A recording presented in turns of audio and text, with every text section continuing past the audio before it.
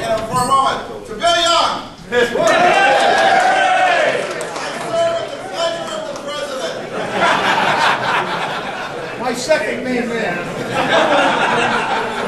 Brothers and sisters, could I have your attention, please?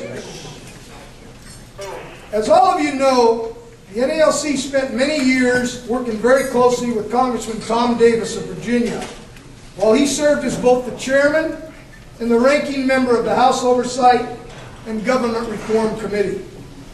Tom understood and appreciated the hard work of our nation's letter carriers, and he supported our right to collectively bargain throughout the tough battle to pass postal reform legislation in 2006.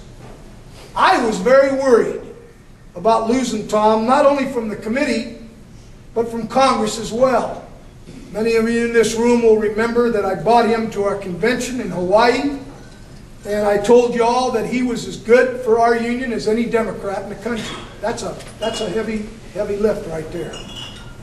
So you can imagine how delighted I am to know that the new ranking member of our committee, who we've had very little interaction with over the years, graciously accepted our invitation to speak to us tonight. You know, there are not as many pro-labor Republicans as there used to be, and we've supported many of them over the years. I'm hoping to build a constructive relationship with our new ranking member, and I look forward to the day when more members of this party follow his lead in opening a dialogue with the representatives of America's working people. Brothers and sisters, you all know the NLC prides itself on the support we give to many friends we have in Congress on both sides of the aisle. Tonight, I'm actually thrilled to introduce a new friend, the representative from the 49th District of California, my home state, and the new ranking member of the Oversight and Government Reform Committee. Please give a warm letter carrier welcome to Darrell Issa.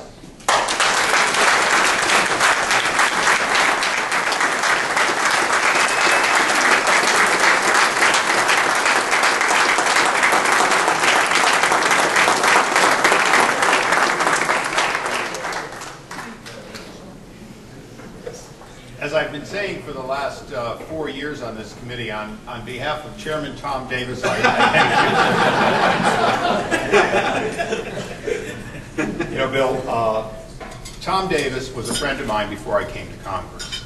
Most of you don't know that I was a donor to my party and candidates for a number of years before I foolishly gave up life in the private sector.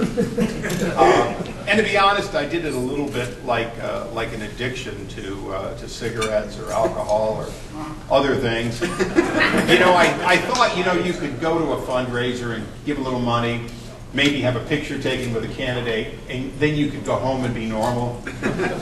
I caution all of you, it is addictive to have the opportunity to meet people like Tom Davis, somebody who had been in the private sector, understood government procurement, and served as a county, our equivalent of county supervisor, and who got bit by a bug. Of course, in fairness, he got bit by a bug when he spent 4 years as a page at the House of Representatives. But in fact, he came to Congress and served his time honorably, and your introduction, more of Tom than myself, in fact, was appropriate, because he came, he did the honorable thing, both for the party he believed in, and for the people he believed in, and for the committee that ultimately has to find the right way to meet a constitutional obligation to run and deliver post office and deliver mail on behalf of Americans. And I think he understood that. He tried to pass that on to every member of the committee. As my mentor, he made it very clear to me that you were a group of people I needed to get to know. He also made it very clear to me that although the Postal Subcommittee, or the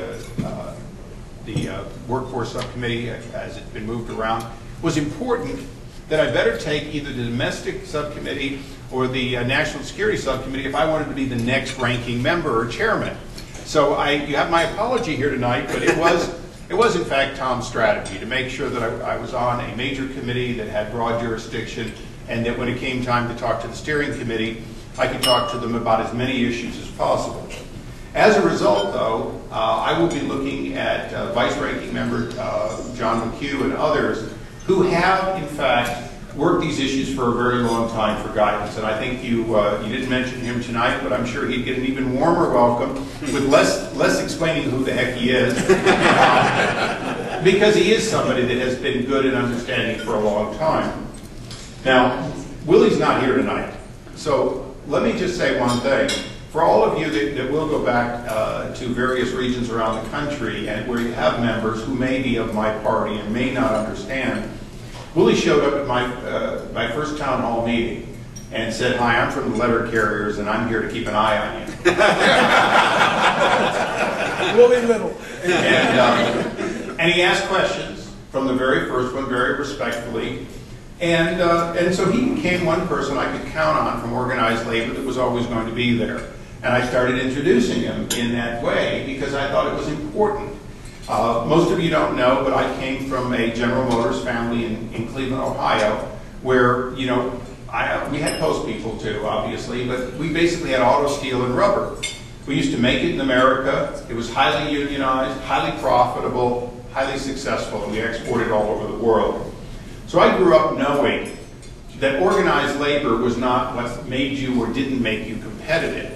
Ideas, efficiency, innovation, capability of delivering a product that's world-class makes you able to survive. And oh, by the way, if you can do that while being unionized, then you will survive. And as many of you know, tell Barack I'm not here.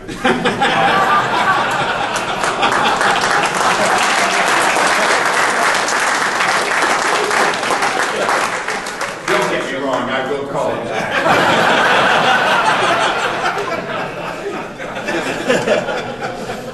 But we do have an opportunity, both Ed Towns and myself, to work through, with your help, with your leadership's help, with every rank and file person's help, a very difficult time.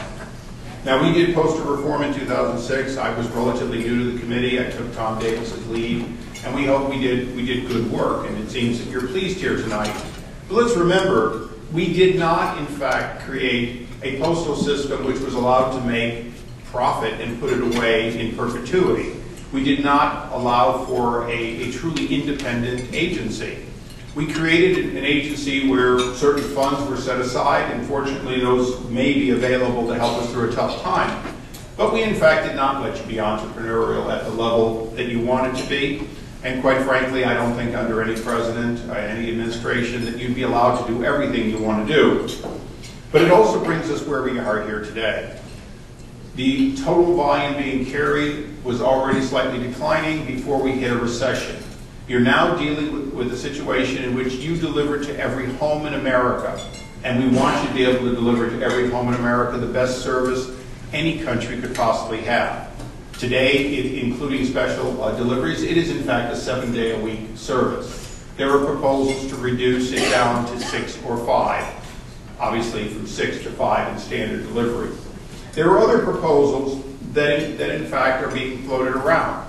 We're going to consider all those proposals. We're going to work with your leadership on whether they're viable. But at the end of the day, we in Congress have an obligation, first of all, to make sure the promises that were kept to your retirees and to you are kept, that the sanctity of collective bargaining is respected. Next collective bargaining cycle could be tough, obviously, but that's part of the system. We understand that, and I think all of you know it very well. H.R. 22 is a bipartisan bill that's been introduced by John, who should be here tonight to talk more about it. But it's just the start of dealing with what could be several years of tough times that doesn't change what was written in the Constitution over 232 years ago.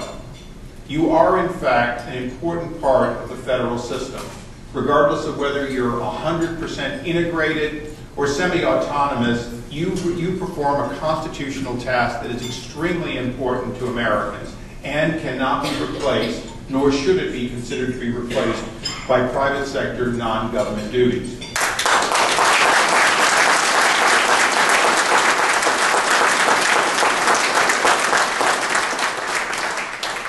Now, most of you, if you watch C-SPAN, have insomnia, don't have a life. There's a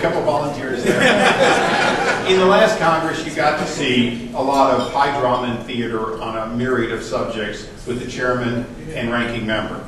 Now, knowing Tom Davis, it was never his intent to have high drama or theater.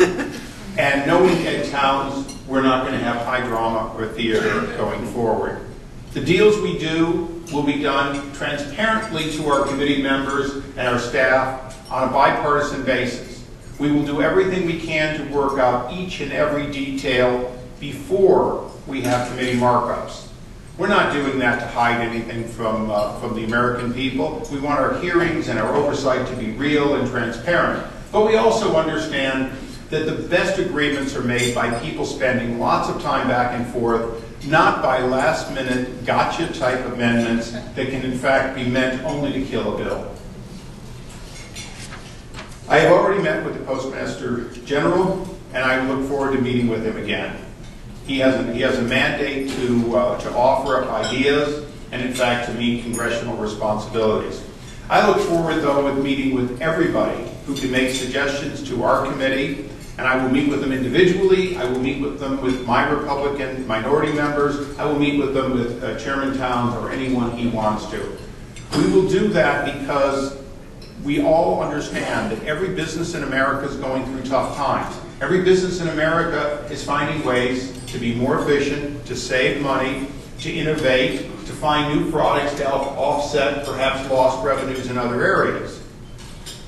Your enterprise does that in collective relation with the Congress. That is uniquely what you have to do and I have to do.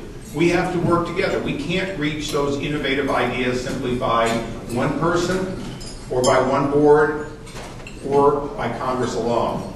So I'm here tonight to tell you that I not only reach out my hand as a Republican who hopes to someday be considered to be as good as a Democrat,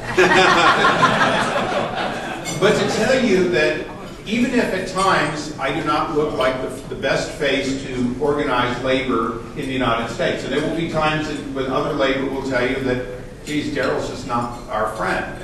That's fine.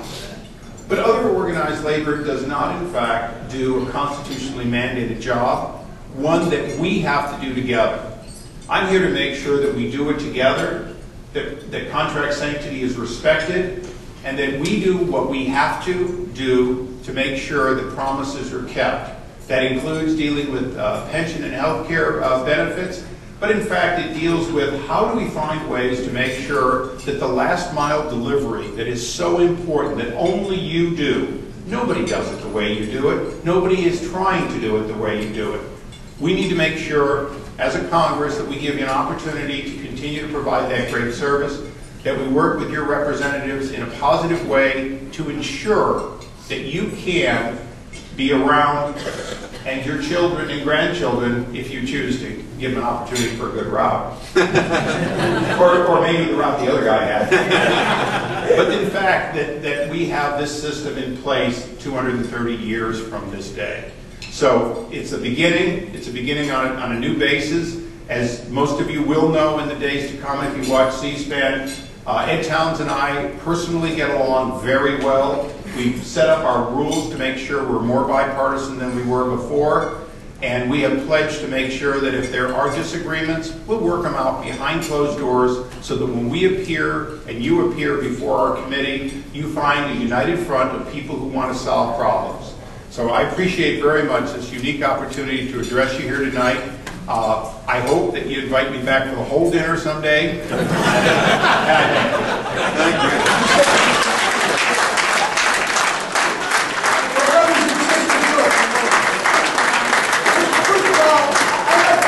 Thank you. And I know the Congressman didn't know this. In 2010, we will have our next national convention right in your backyard in Anaheim, California. Can you move it to San Diego? Close enough. Come on, Congressman. Short guy. And I predict that if he follows through with his commitment here tonight, that people will then be saying, Tom who? And we'll be saying, this is our main man, Congressman Issa. And I want you to get, for the first time, we have a tradition in our union, when somebody comes and speaks to us and we really appreciate what they do, we give them what we call the letter carrier cheer. How about a letter carrier Congressman Issa. Hip, hip!